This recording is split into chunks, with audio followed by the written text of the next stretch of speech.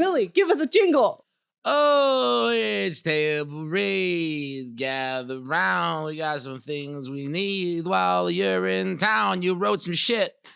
We're gonna read it. It's table read. 2, 3, table read. But I have a question. Sam, what are we doing here? Well, this is our podcast. This is our podcast. What is this podcast? What do we do here again? I forgot. On this podcast, we enjoy the writers. We enjoy the writers. We invite the writers on. Invite writers on to read sketches or potentially other things that they have written that have possibly never been seen by anybody. And we bring these writing artworks out of the closet. We do. And we celebrate you guys. And we have a good time and we banter and we don't give you notes. All right, so I'm Jonathan Gaffney. I'm one of the hosts. And I'm Samantha Locks, also a host. You know, what guests do we have on right now? We have our friends Mike Bryan and William, I don't know your last name. Will Carey. Will Carey. So we are reading Mike's sketches. So Mike is a comedy writer, director, performer, and producer based in New York.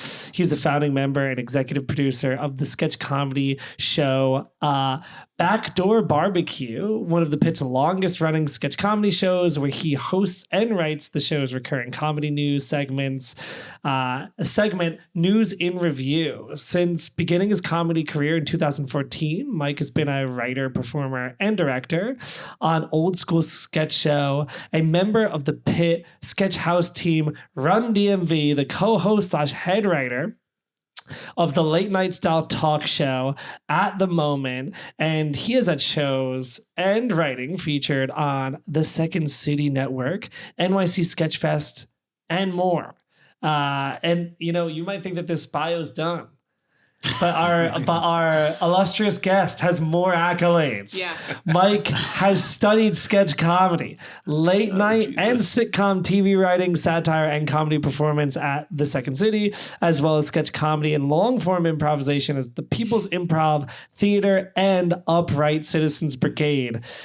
He loves writing sketch comedy that is collaborative, fast, and fun, knows how to make an exceptionally passionate French onion soup, and is a CPA who absolutely cannot do your taxes. Trust me, neither of us want that. That is... Is that actually in there? That's in there because... That's all in there. This is a good bio. It's the longest bio I think that we've had. It's the most well-written bio that we think that we've had. Really Not that our other guests don't have accolades. This was just a and John better always written bio. reads the entire bio. I'm reading the entire bio. We need to get the full picture. The full Mike, story. What scares me is I wrote that for like the pit psychs. Like, we need a bio for a class I'm working on. And now that I hear it out loud, I was like, oh my God, this is so much. Look, I think it's great.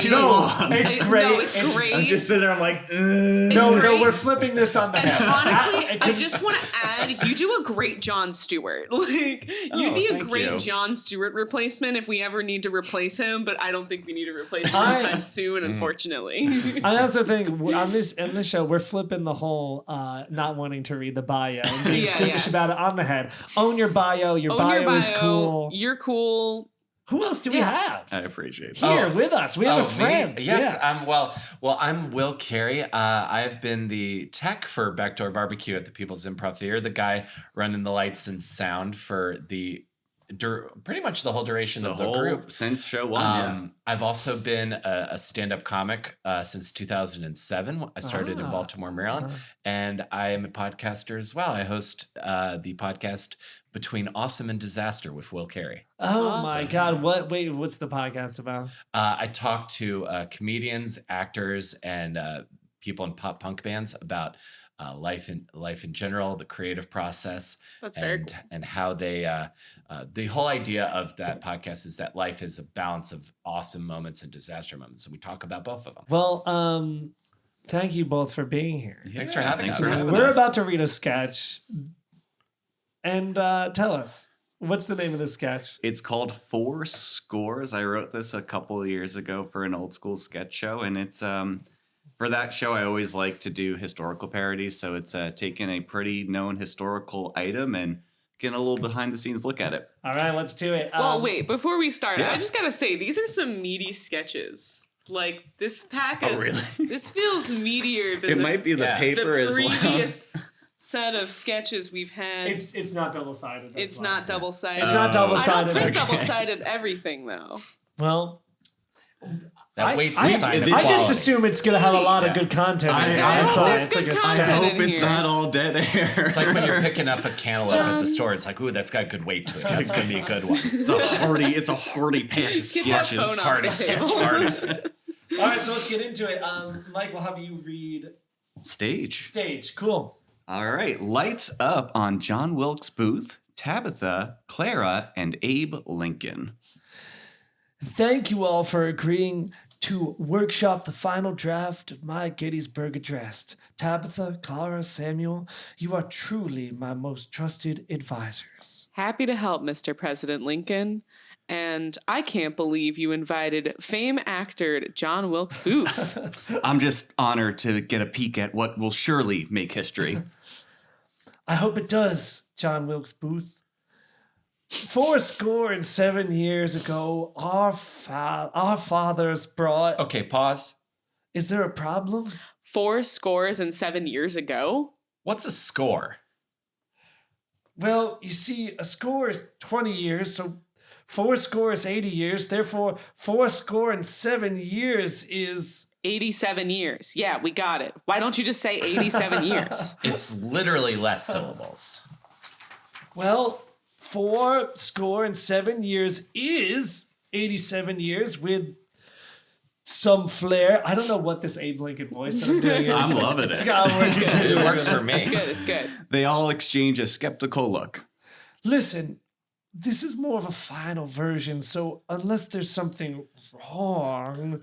I mean, it's not wrong, but it's clunky. Like saying 3 yards, 2 feet. Just say 11 feet, you know? Being known for my acting and nothing else, I'd say being succinct is paramount. I agree with John Wilkes Booth. You're all being overdramatic. Are we? Why don't you just recite what you wrote for last January's Emancipation Proclamation? As Abe Lincoln talks, they all feel like their point is being made. Very well. On the first day of January, in the year of our Lord, 1863, all persons held as slaves with any state or designated part of a state. This is what we're talking about. You could have just said this. Clara points to Tabitha. Hi, everyone. I'm ending slavery. And scene. I don't know. People adored all day. I don't know. People adored my all-day Lincoln Douglas debates way back when. Has Mary Todd seen this speech? She saw a version. I don't know. If MT didn't okay it, then maybe we should rethink this. Or we can stick with... They put their hands up to silence Abe as they think. Have you considered connecting with them with a joke? Or rhyming? Ooh, yeah. People loved Alexander Hamilton and his rap talking. Rapping a speech? Oh my god, John Wilkes Booth just blew my brains out. I'm trying to be serious. Whoa, man. You asked for notes. Well, I have this joke about Edmund Booth being a better actor than John Wilkes Booth before the dinner break on Parchment 9. All but John laughed. John Wilkes Booth is offended. I see how it is, Abe. Parchment 9? How long is this speech? About 12 parchments. I check out after one Parchment Man, 1.5 tops. Abe, you need to think of the common people when writing these things. Not all of us go to those fancy plays at the Ford Theater. Not for me at all. I'd rather someone put a hole in my head. Yeah, that'd be wild. This Gettysburg Address is supposed to define our great nation. I guess. I'm worried. If it's not verbose, they won't listen to me, you know? Abe, people are going to a war zone in full-on church clothes and wigs just to see you. They'll listen. You mean it? Yeah, especially with all your great jokes. Like they're so great. They're so funny. Thanks, John Wilkes Booth. I'm glad you're such a good sport. And don't take things too personally. John Wilkes Booth gives him finger guns, blackout. Great. I love this. I love the Amazing. idea of just like a major historical figure living their life and just like people around them being like, you did shit super annoying. Right. Like it's so annoying for Abe Lincoln to phrase things in that way. Yeah. Yeah, like anytime someone starts using like $4 and $5 words from the dictionary, and you're just like, Yeah. can you just address this more plainly? Yeah, because there had to have been those people. There had to have been people who just like were just like, I don't know, talked more simply and just like read a speech and was like, this guy's fucking too much. Yeah, Like, this guy is so pretentious. this Abe Lincoln guy, This like, Abe Lincoln motherfucker. like Right. speak in a way where Yeah. the people could Yeah. I understand. don't want to do math while you're talking to me. Like, we don't need this. Like 2% of the population went to college back then. Yeah, So it's exactly. like, Right. what the fuck? Exactly. Yeah, makes me think of Shakespeare. It's just like, I don't want to have to read what you mean on the opposite page. Just say what you mean. Yeah. Well, the one thing about Shakespeare is he never wrote anything.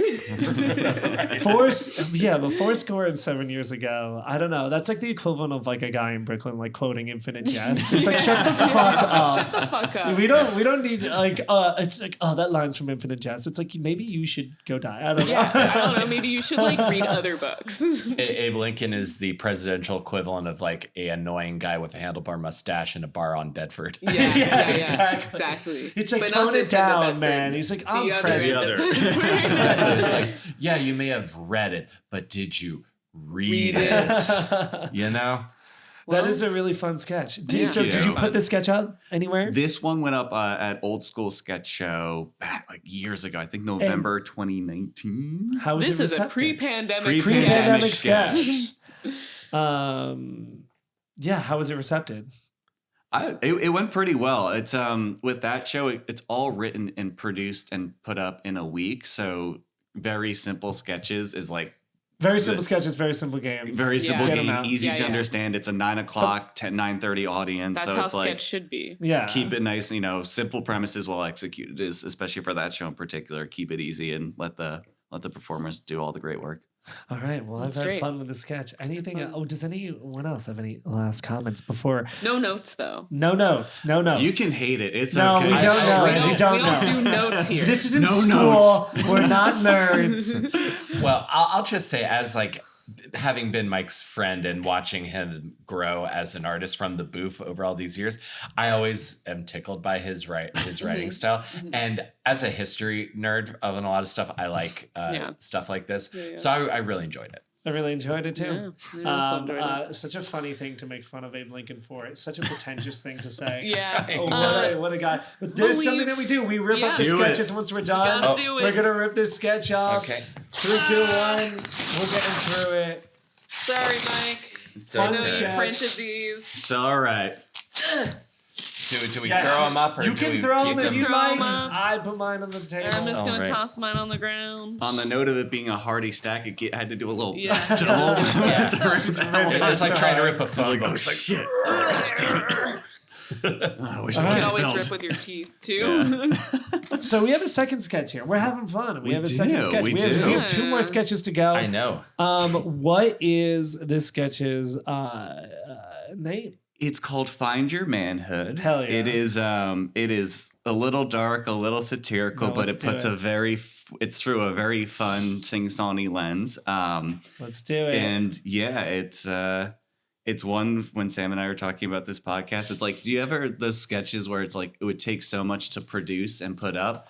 Well, we can film it and film a read of it. And I was like, this is the right sketch for that because yeah. it is so hard to produce. yeah, this is Yeah. As you'll see with all the cry-rons. honestly, yeah, this is honestly something that I want the podcast to be too. It's like you have a great idea, you write it, you look at it and think, I don't have $20 million Yeah. for a 10-minute I don't even have sketch. $500,000. I don't even have dollars. I don't have dollars. I might have negative dollars. Yeah. Look, guys. I owe people I'm money. $10,000 bad. I'm down bad. Loan sharks are gonna break my fingers soon. No, I need a GoFundMe. Should have put all that I money have on to Liverpool. keep repainting my car so they can't find it. yeah, exactly. So yeah, like this is like there's so much comedy that's just sitting in the world that isn't celebrated, isn't used, and like that is also just like I don't know, even if you wanted to put it up, even if you liked it, it's too expensive. So let's do it. Let's do it. Let's get read some into stage it. directions. Let's go. All right.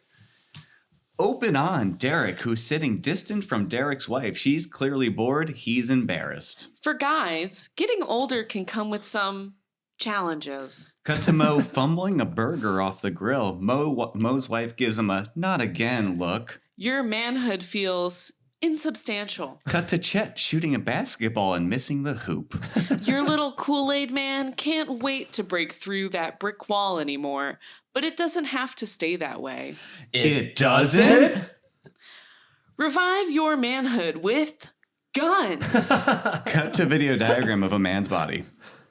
60% of men feel 60% of men feel like age has gotten the best of them. But with guns, you'll be able to feel like an umbrella. You'll be able to you'll feel I can't read today. You'll feel like your umbrella. No, I don't do it mistyped for me. I can't read today. I have a typo, so that's my bad. But with guns, you'll feel like an umbrella can be ready for heavy rainfall. As the VO speaks, the diagram of a man's body targets the generals that rise and starts firing off bullets. Chiron, mental depiction only, not physical effect of guns. Cut to Derek and Derek's wife sitting in bathtubs in the middle of the mountains. Derek pulls out the gun out of the water and Derek's wife gives him a lusty look. And don't worry if your insurance covers it. Guns are easy to get. Chiron, like very, very easy to get. Guns can solve men's little problems, whether it's moderate, Cut to Derek holding his handgun. severe, Cut to Mo with a lawn assault rifle. or even critical. Cut to Chet showing off his entire safe of rifles, handguns, and grenades. Cut to Mo and Mo's wife at the grill. I didn't feel like a man anymore. But with guns, my little Guy Fieri is finally taking us to Flavor Town. Cut to Derek and Derek's wife dancing in a random gazebo. I didn't think I'd ever feel like a big, strong boy again. But with guns, my pasta is finally al dente. Cut to Chet back at the basketball hoop. I tried everything. Growing a beard, shaving, even listening to Joe Rogan's podcast. But with guns, I finally feel like a guy again. Trust me, fellas, guns work. Derek's wife nods in an insinuating manner. Derek and Derek's wife go in for a kiss, but the gun fires off, wounding Derek's leg. The sound cuts off immediately, and they are visually trying to fix the wound as the VO speaks. Whew. This is the chunky one. Side effects of guns include lack of social awareness, shooting yourself, becoming that friend, becoming that uncle, becoming that guy at work, desire to wear camo in public, shooting yourself, randomly screaming in public places, shooting yourself, and acute diarrhea.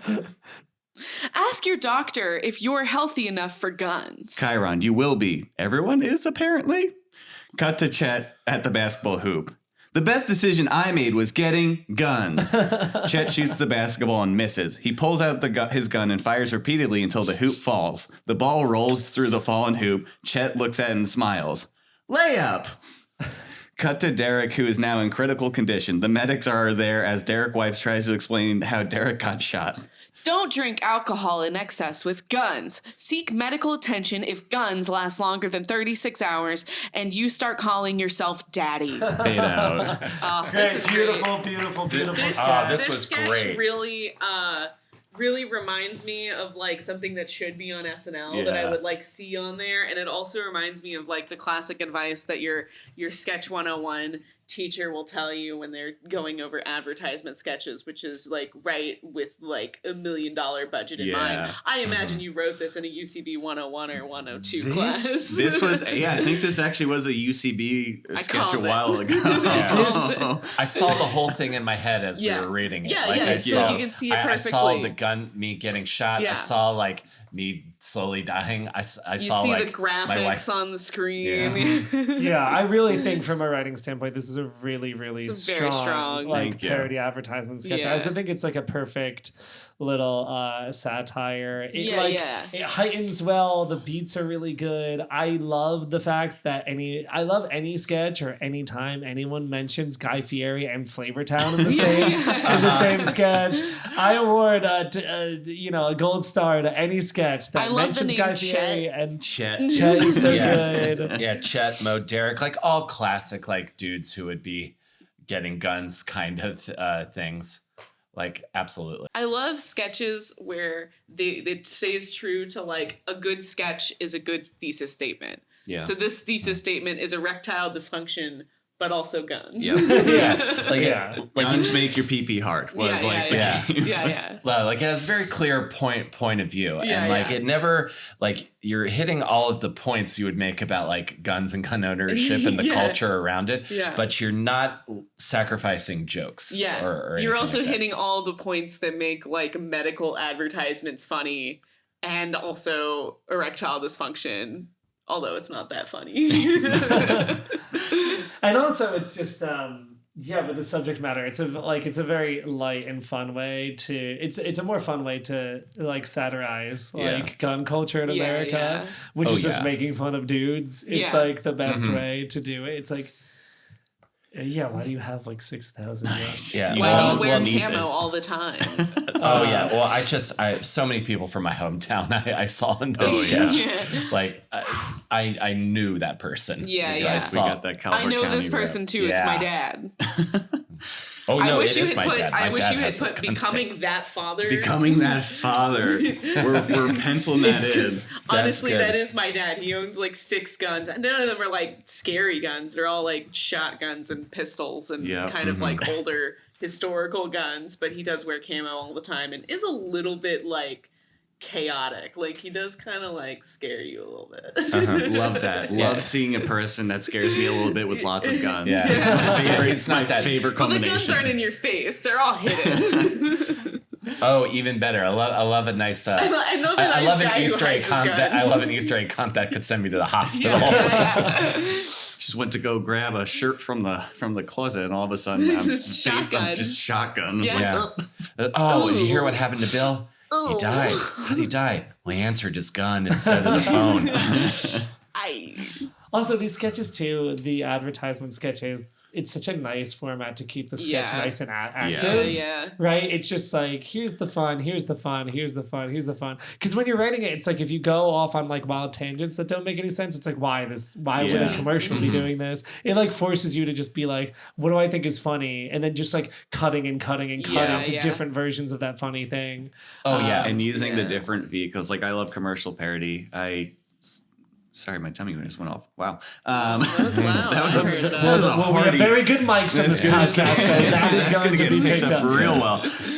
But I was working with some folks on commercial parodies, and the fun topic is just like, how can you use the different vehicles of a commercial to make jokes? And Yeah, like, how yeah. do you get it out of the dialogue? And it's Yeah. always really fun when you're rewriting it. Oh yeah, commercial parodies are like one of my favorite kinds of sketches. Not to go too off topic, but one of my other favorite commercial parodies Mike has done is on one of our shows we did a Sharper Image sketch where he's the satirize of the joke was if you come into the Sharper Image to just try stuff and they get like super threatening and like how you and it just it's one of my favorite things he's ever I love done. going I into the really Sharper loved it. Image just to try stuff. I kind of miss having a mall just for that purpose.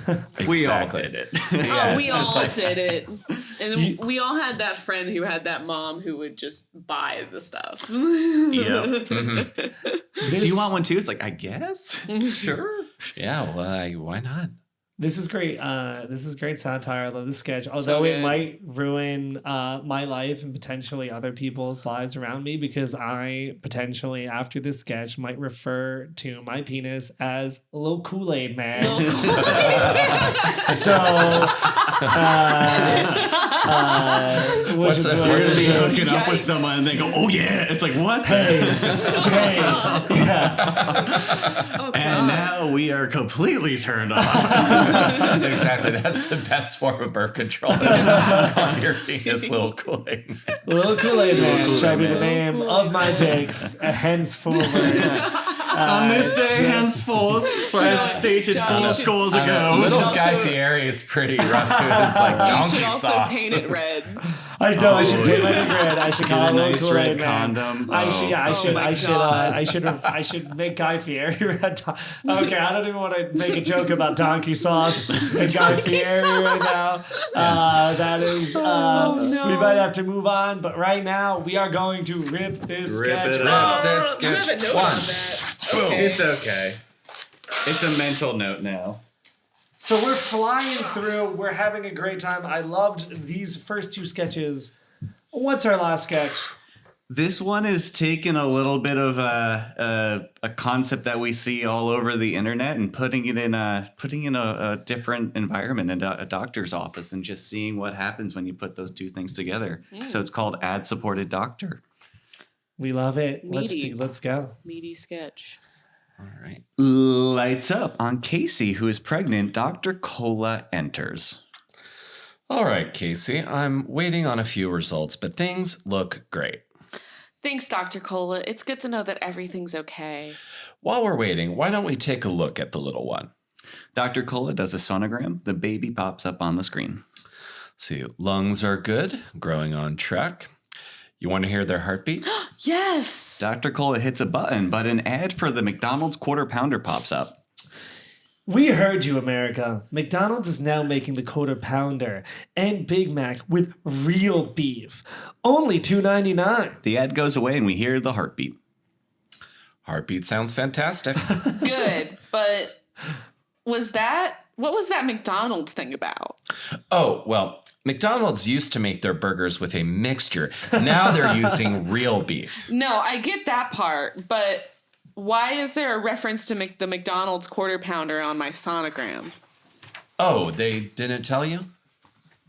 Tell me what?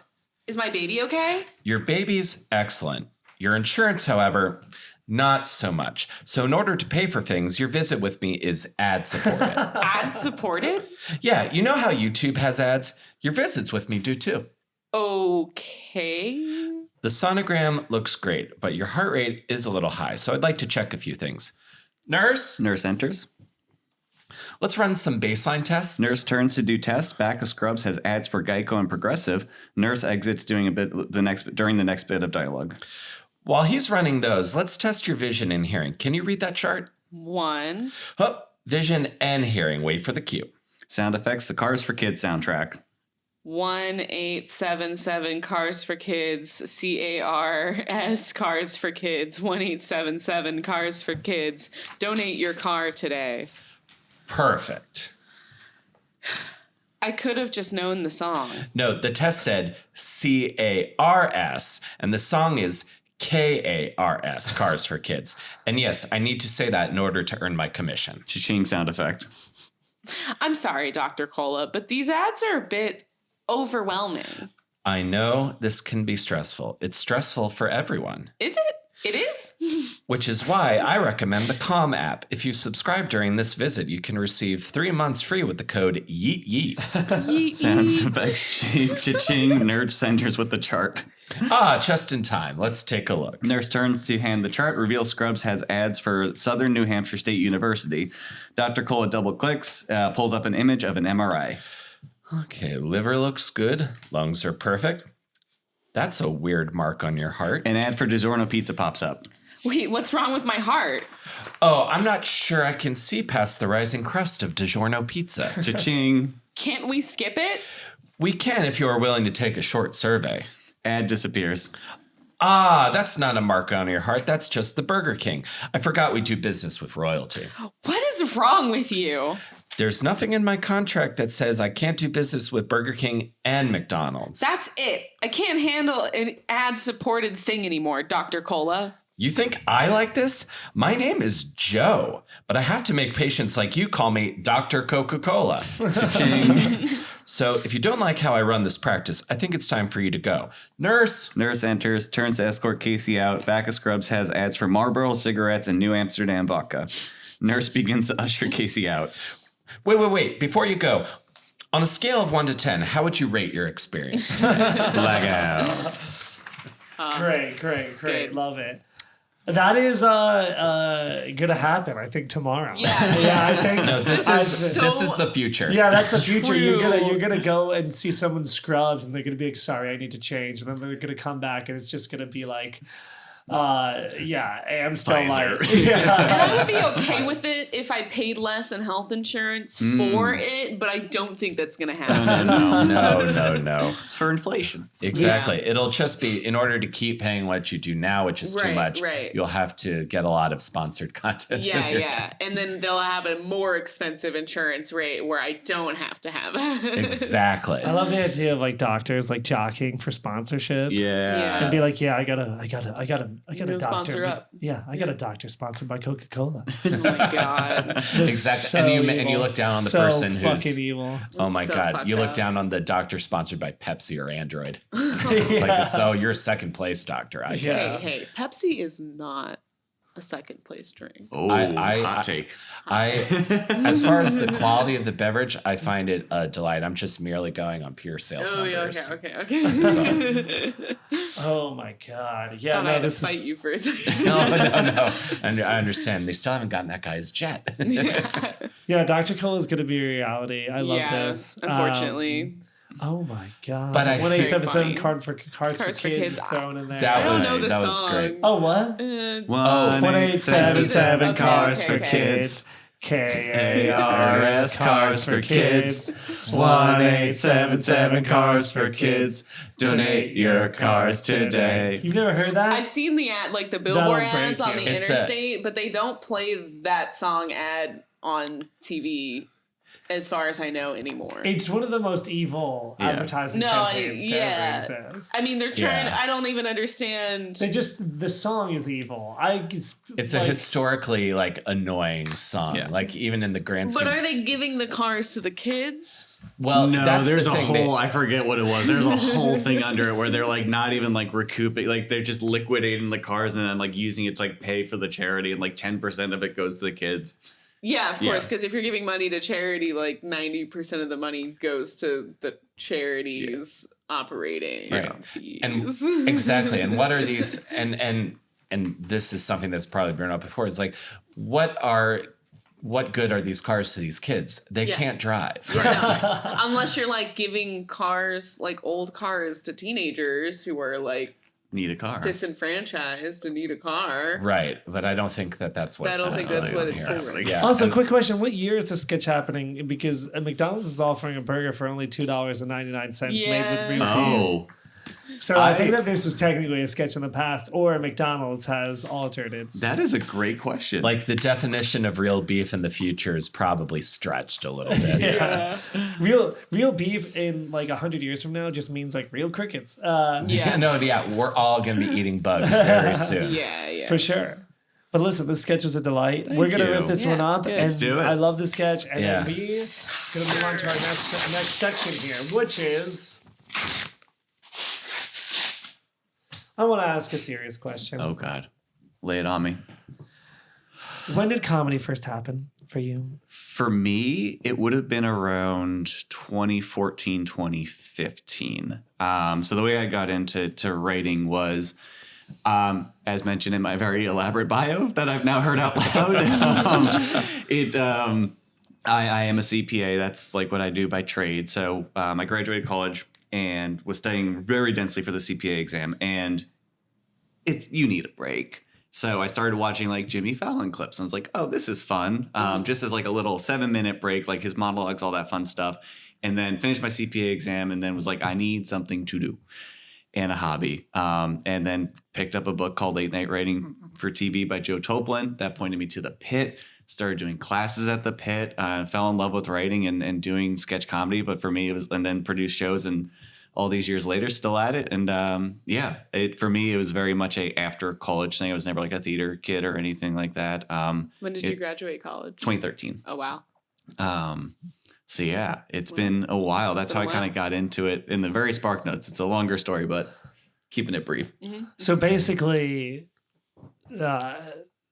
don't take this the wrong way, but studying for the CPAs was boring. It is dead And boring. then you were like, fuck, I need to do Sounds something fun. I need something entertaining, yes.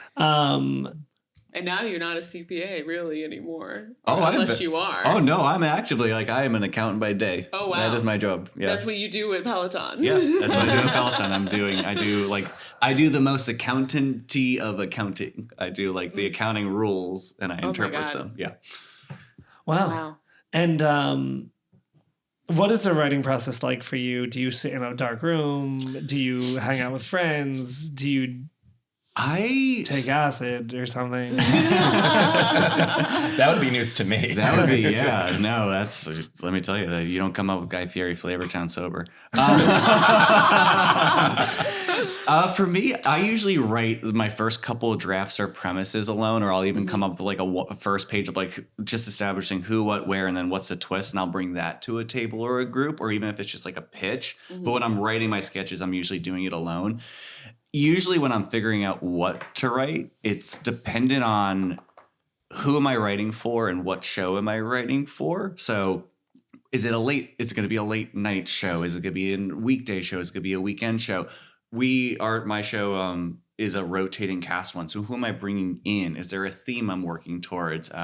Similar like when I was saying with old school, I always write simple premises executed well because like you have a day to write everything. So it really comes from there. And then also as we start to write, like we'll do our pitch meetings and I like to figure out what's missing. So like if we have a lot of 2-person sketches or a lot of group sketches or like a very flat show, I'll be like, okay, can I write an energetic sketch? Can I write a song? Can I write something a little bit poppy? Just like give a layer to it. So it's usually geared towards like, what am I writing for? I don't do a ton of writing just like, hey, I wrote this sketch and one day it'll be there. It's usually just like trying to figure out what I hope to use this for one day or put it right towards someone for. So yeah, once I start generating those ideas, then I like to write by myself for a little bit. And then I'm very type A. So I'll literally print it and then just start hatcheting it up. So by the time it gets to table read, it's on like V5 because I just keep on being like, oh, but you could say like this a little bit better, or like this could be better. Or this could be a joke. That's a good process to have because I feel like people cut things on their computers these days, and it's hard to like go back. Yeah. And like look at like what you had there originally, because sometimes I feel like what you have there originally can be funny too. Yeah, because you definitely like, and also sometimes you'll get feedback and like the feedback doesn't gel with the original idea, or like you try it and you get it read. So I think the ad one actually is a prior version. I rolled it back to one that I liked because we changed that one a lot. Yeah, for a show, and it worked for it got cut for the show, for time, but because it's a great sketch. It was only for time and that's it. But, I hate when sketches get cut for time. I know. Bullshit. It's the worst. It's the worst. But I like saving all the versions, remembering what I have. It's like also like sometimes you find a character or a joke where like the sketch doesn't work, but you really like the character. Right. So I can move them into a different sketch where it's like, all right, Bill can now be like this Barb person who has much more layers to her than like Bill who says, what? Like that kind of stuff. Yeah, I feel like there's also a similar logic there with stand-up, where a lot of people are like writing notes, like jokes on their phone, and then they like delete them and rewrite them and don't save the old versions. And then it's like, fuck, this joke was way funnier when I was doing it like a year ago. Why is it not funny now? Exactly. What changed? And changed? Yeah, and that can be like so many different things. They can even just vary from like show to show, like especially in New York, if you're doing like a couple sets every night, one crowd could be very much in a certain mood. Like that's very much a real then you get in a certain mood and your tonality changes. It can be so tricky. Exactly. And it's very much like what is the vibe at that moment? At that moment. Because it's comedy is just like one of those like very much in the room when it happens kind of things. Yeah, I feel like the best stand-ups have to be good enough improvisers to read the room and like engage the room rather than just telling their jokes, which is something I've only recently learned. Yeah, I would absolutely agree with that. I liked stand-ups like go up with like maybe 70. I always say like go up with like 70% of a plan. Yeah. But like give yourself that 30% to change a few things last minute or like decide if, you know, there's a lot of couples in the room and like telling jokes about you being single and sad is maybe not the best vibe. Yeah, of course. Or if you're on or if you're on a show and like every comic has talked about this same thing in the Right, news, right. maybe I don't want to talk about that same thing in the news. Right. Or if the one couple in the front has been picked on by everybody. Maybe you don't want to pick on them for once, right? Exactly. Yeah. Exactly. Same question to you. When did comedy start for you, and what is your writing process like? Wow, when did comedy start for me? So I will say probably the seed got planted in high school. I started doing high school theater at the behest of my best friend at the time, Chris McNamara, and I had a really good time having this really tiny part. And doing a few more shows, I would tend to get parts that had like big laugh lines in them.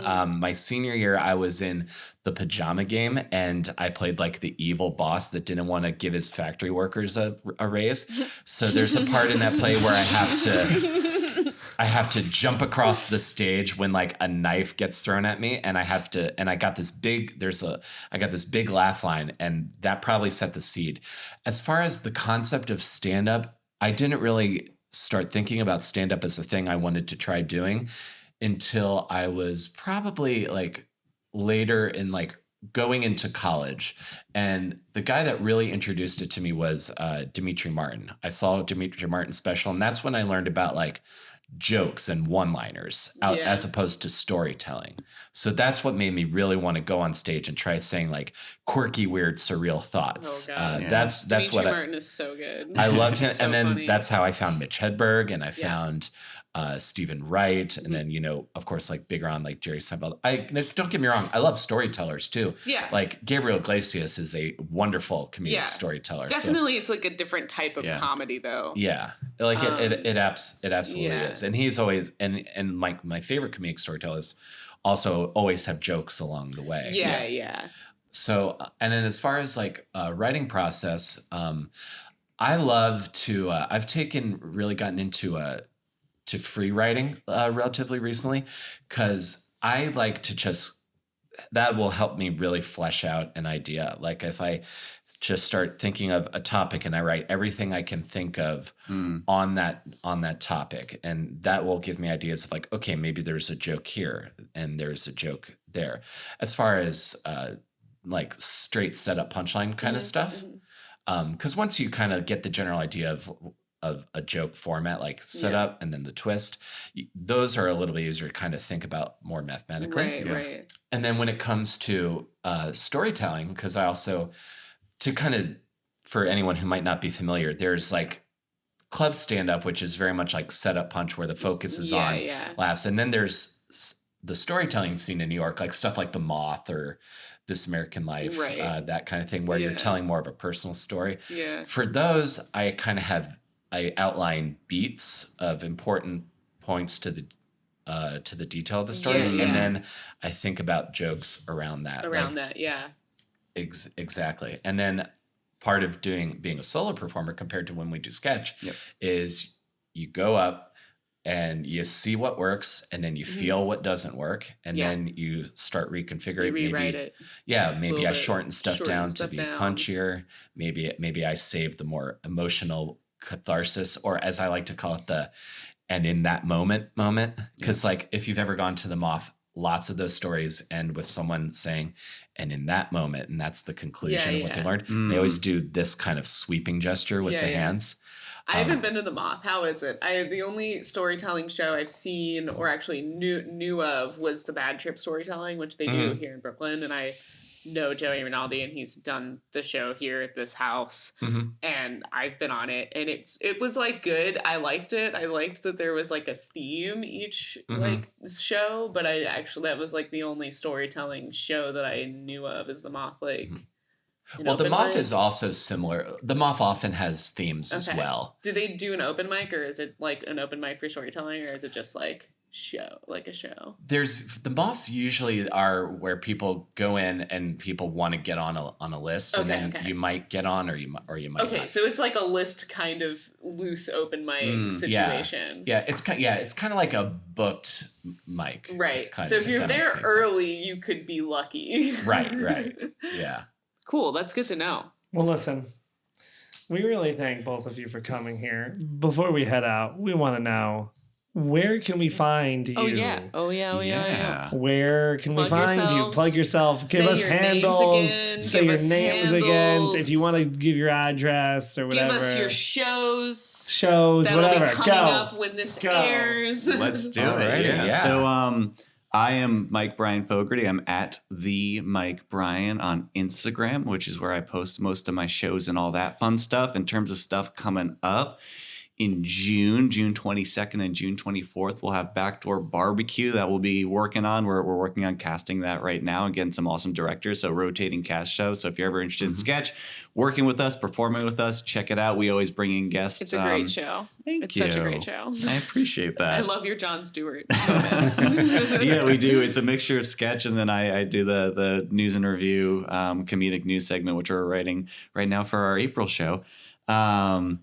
And then also, if you're ever interested in learning late night style writing, I'm working on the late night style writing program and teaching that at the Pit.